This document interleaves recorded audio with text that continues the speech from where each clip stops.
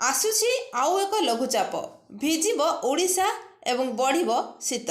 तेबे आसुची आउ एक लघुचाप आसंता 9 तारिख सुधा दक्षिण पूर्व बंगोपसागर रे यही लघुचाप क्षेत्र सृष्टि हेबार संभावना रही।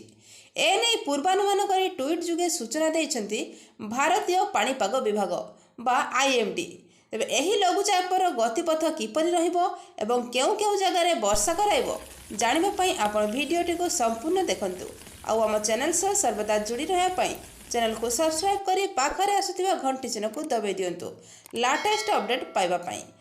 तेबे एही लघुचापर गतिपथ निर्दिष्ट किछि होई नथिले भी एहा ओडिशा किंबा आंध्र अभिमुखे गति करिवार संभावना रहिछि। एहार प्रभाव में ओडिशा रे केतक जिल्ला रे वर्षा एवं कोहला पाग रहिबार संभावना रहिछि।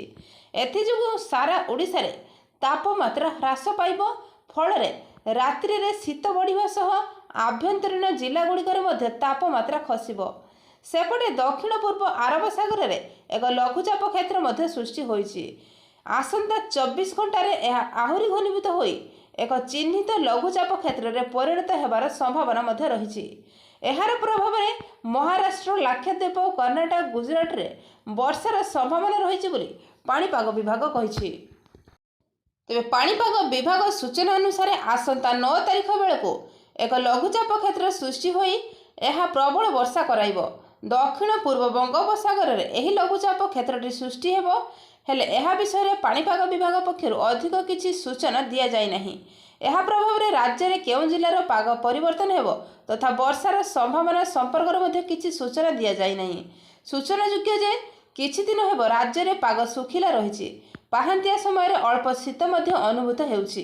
कंधमाल जिले में शीतर प्रकोप अधिक अनुभूत हेउछि।